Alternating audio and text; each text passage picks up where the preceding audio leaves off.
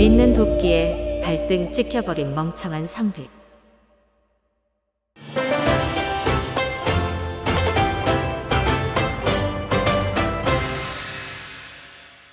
어떤 선비가 애월이라는 아름다운 첩을 두고 있었다. 그러던 어느 날 첩이 선비에게 청하였다. 나으리? 여름도 되었고 하니 고향에 잠시 다녀오면 안 될까요? 안 될 것 없지요. 누구 청인데 거절하겠소. 선비는 대범한 듯 겉으로는 다녀오라 하였지만 혹여나 호행하는 종이 첩을 겁간할 것이 걱정되어 어찌할까 고민을 하였다.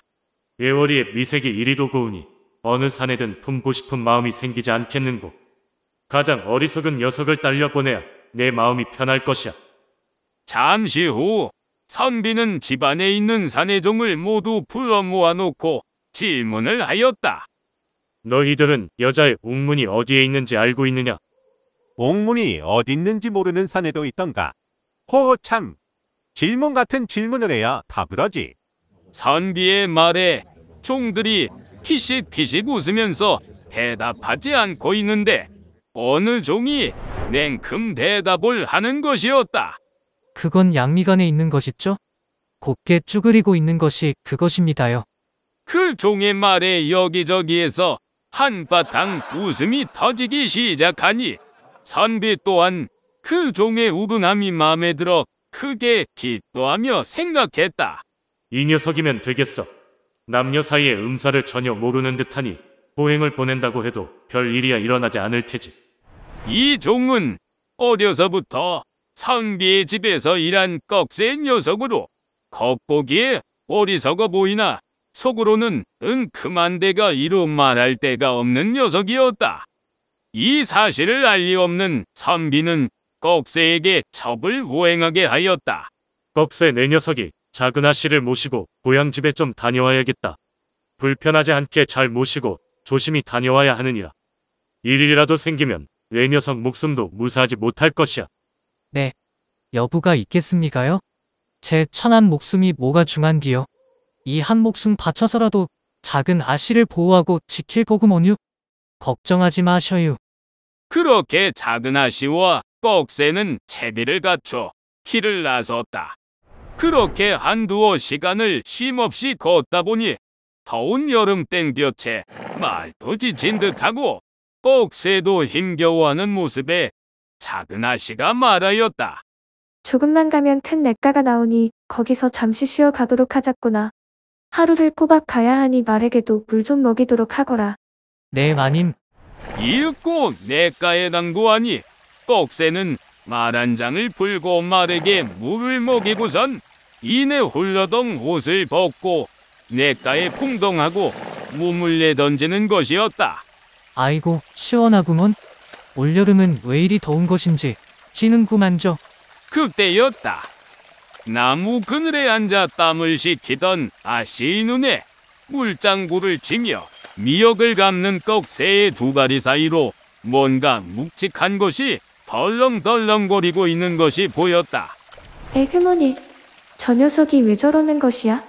멍청하다더니 부끄러움도 없는 모양이야. 연신 눈을 가리며 민망해하기는 하였으나 그 낯빛에 싫어하는 기색은 전혀 보이지 않았다. 오히려 어느 순간 꺽쇠에게 다가가 그를 희롱하여 묻는 것이었다. 너는 양다리 사이에 고기로 된 막대기 같은 것이 있는데 그게 대체 무엇이더냐? 이에 꺽쇠가 자신의 물건을 쑥 들어올리면서 대답하였다. 처음에는 혹부리같이 작아 걸리적거리지도 않던 녀석이었습죠. 근데 점점 도단하는가 싶더니 지금은 이렇게 커져 덜렁거리니 거추장스럽기 짝이 없습니다요 그려. 어디다 써먹을 때도 없고 말입니다요. 그러다 저비에 거대하고 실한 꺽쇠의 약물에 홀딱 반했던 나머지 수작을 부리기 시작하였다. 나도 태어날 때부터 양다리 사이에 작은 구멍이 있었는데 차츰 커져 지금은 깊은 구멍이 되었지. 보아하니 너의 그 소산한 막대기와 나의 움푹 패인 그곳에 짝이 잘 맞을 것 같은데 한번 맞춰보지 않겠느냐? 그 말에 꺽쇠가 속으로 해제를 부르며 생각하였다. 마님, 여지껏 내 물건에 안 넘어온 여인네들이 없습죠. 오늘 애월 마님도 매운 맛 좀 보실 거요? 그러더니 해벌쭉 웃는 얼굴로 작은 아씨에게 말하였다. 그려요 그럼 짝이 맞는지 어디 한번 해봐요. 그렇게 그 둘은 서로의 물건에 짝을 맞추며 격렬하게 우누지락을 나누기 시작하였다.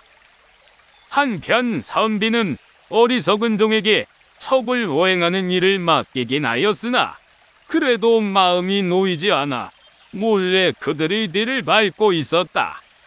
어느새 그들을 쫓아 산중턱에 이르렀을 때였다. 때마침 냇가에 무수히 자란 풀숲 사이로 어렴풋이 애첩과종의 수상쩍은 움직임을 본 것 같은지라 급히 산을 내려가며 소리쳤다. 꺽쇠 내 이놈. 지금 무슨 짓을 하고 있는 것이냐. 내 이놈 거기 딱 있거라. 격렬하게 우누지락을 맛보고 있던 작은 아씨와 꺽쇠는 선비의 갑작스런 등장에 놀라 순간 어찌할 바를 몰랐으나 이내 꺽쇠가 손으로 아씨의 입을 살짝 틀어막더니 귓속말로 그녀를 진정시키기 시작하였다. 마님, 걱정하지 마시고 이놈만 믿으십시오. 그냥 제가 하는 대로 가만히 계시면 됩니다요. 아유, 이게 무슨 날벼락이냔 말이다. 꺽쇠 너만 믿는다. 그렇게 작은 아씨를 안심시키고선 자신의 주머니 속을 더듬더니 송곳과 노끈을 꺼내 작은 아씨의 소중이를 꿰매려는 신용을 하기 시작하였다. 때마침 이들 앞에 나타난 선비가 그 광경을 보고 꺽쇠에게 꼬디져 물었다. 지금 무엇을 하고 있는 것이야? 뭘 꿰매려 하는 것이냔 말이다. 그러자 꺽쇠가 해벌쭉 웃는 얼굴로 선비를 바라보며 천연덕스럽게 말하였다. 아씨 집에 가려면 이 개울을 건너야 하는데 깊이가 상당하지 뭡니까요? 혹여라도 작은 아씨께서 강을 건너시다 물에 빠져 수독이라도 오르면 큰일이니 아씨의 몸 이곳저곳에 상처가 있나 없나 살피던 중이었습죠. 그런데 마침 아씨 배꼽 아래 몇이 되는 곳에 한치 정도의 구멍이 있어 혹여나 물이 들어갈까 겁이나 지금 곧 그것을 꿰매려고 하는 중이었습니다요.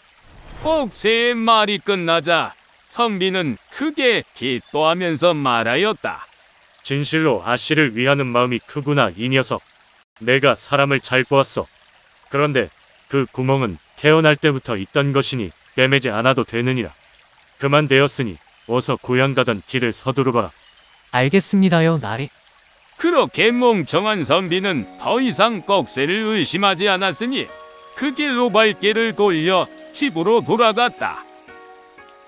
이제 더 이상 거리낄 것이 없어진 작은 아씨와 꺽쇠는 가는 길 내내 격렬한 우누리정을 나누었으니 길을 떠난 지 열흘을 훌쩍 넘기고서야 겨우 고향집에 도착할 수 있었다 한다. 오늘 이야기는 여기까지입니다. 재미있게 보셨나요? 우리 속담에 고양이에게 생선을 맡긴다는 말이 있습니다.